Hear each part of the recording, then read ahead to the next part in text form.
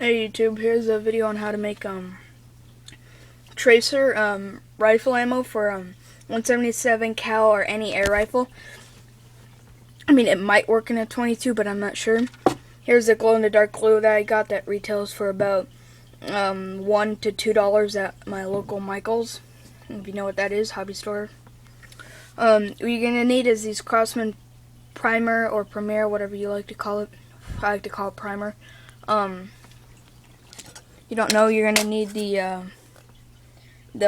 big super point, the really big hollow point on it.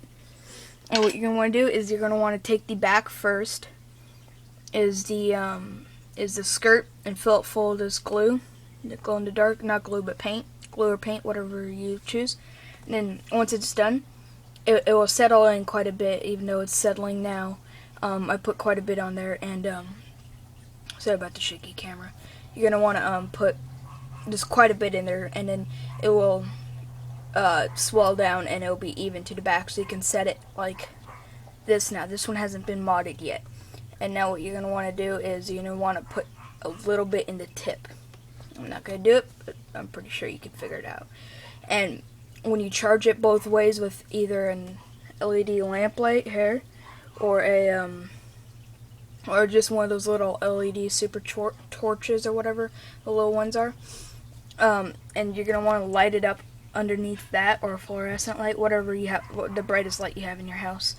And the reason why I say put it in the front and back is when it's going down range, the light's gonna reflect off the front and go down the side of the pellet as it's coming out of the back. And make sure you get it supercharged before you do it.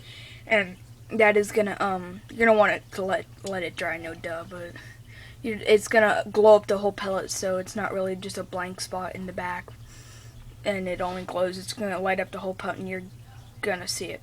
And the reason I also say use these Premiers is because they're heavy. They're really heavy, 10.5 grain pellet. And why I say use the heaviest pellet you can find, or a heavy one, is because it'll slow down the pellet and let you see the nice light show reflecting off, glowing. But yeah, let's see what the exact grain load is. Yeah, I was right, 10.5. That's a heavy pellet. I'm not sure if that's exact, but that's what the packaging says. Yeah,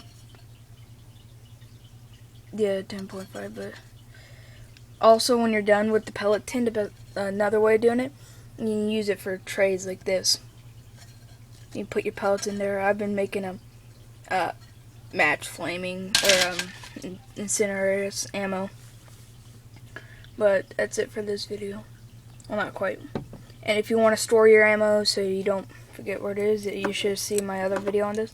The mini ammo can from Amazon is the cheapest, $10. A little pricey, but the others are $15 to $20 retailing. And the inside is just like an ammo can, except for the foam top. Most ammo cans don't have a foam top. I'm just keeping generic pellets in there right now. But if you make some nice pellets, you want to keep them somewhere nice, put them in that. And here's a nice way of storing it. Here's a pellet inside of, okay, another one, inside of a 22 shell. This is an informed video, nothing too fancy. But you're just going to want to take a pellet and you can put it down inside this. And you can hold multiple pellets in there. You can also make a cannon out of that. You put a little black powder down in there, or gunpowder, and you heat up the side. It's going to melt the pellet and go bam, it's going to come out gooey, melty crap. It works. Look up my other videos on how to make exploding ammo and stuff, and I'm going to be posting a video on an atomic bomb cap bomb, which is pretty cool. I bought it at a store. It's not no big bomb, but it's shaped as a warhead. One of those old 50s warheads where it has the little fins coming off the back, and you put a cap in it, and it will go pop. It's a one-shot cap gun, but it works pretty well.